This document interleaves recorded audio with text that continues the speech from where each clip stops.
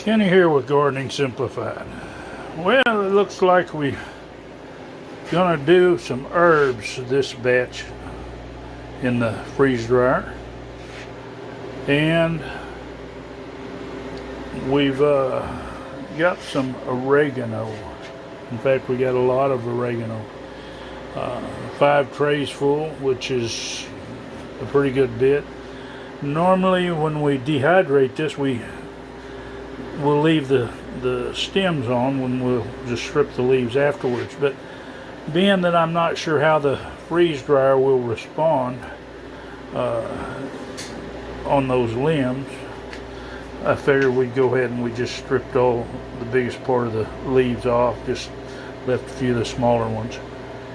And we'll put these in. We've got a few more minutes to wait.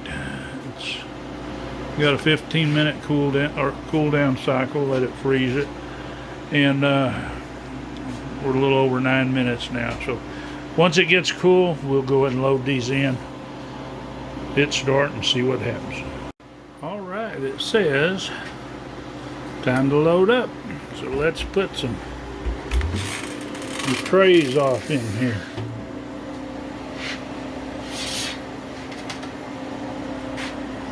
Now they say don't fill these trays above the sides, which I have a habit of not following instructions as well. But certain items you wouldn't want to fill up that far. But as far as these herbs, or if you want to say herbs, whichever way, we don't need to worry too much about it.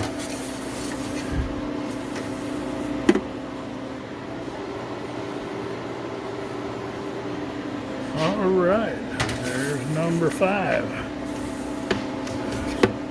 Okay, we're going to close her up here.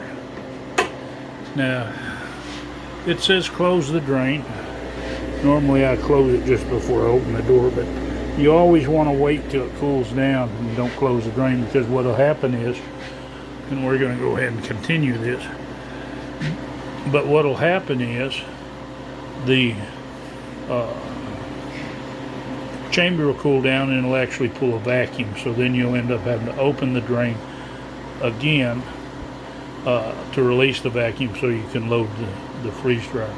But anyway, we have that in there, and now we just wait. One other thing that I want to mention about the vacuum pump. Now, I changed the oil, so I better make sure it's on. But whenever you use the standard pump, which this one is, this is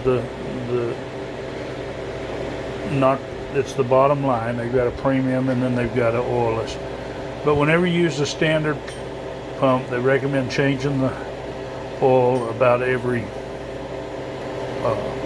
4 to 5 batches. So it's always good to keep you some kind of chart so that you can keep track of when you're changing oil.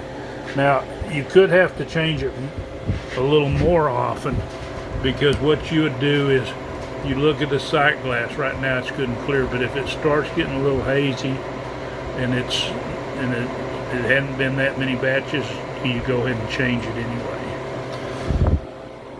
And we'll do a separate video on that.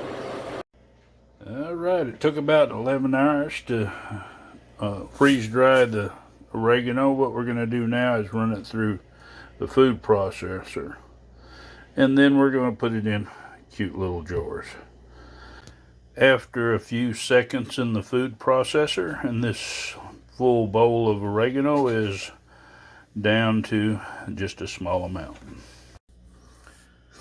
And that's what we ended up with. Not quite 5 jars. This one here's a little bit less, but still a good amount. So about 1 tray, well, I say that one was a little less. It was this one over here was a little less.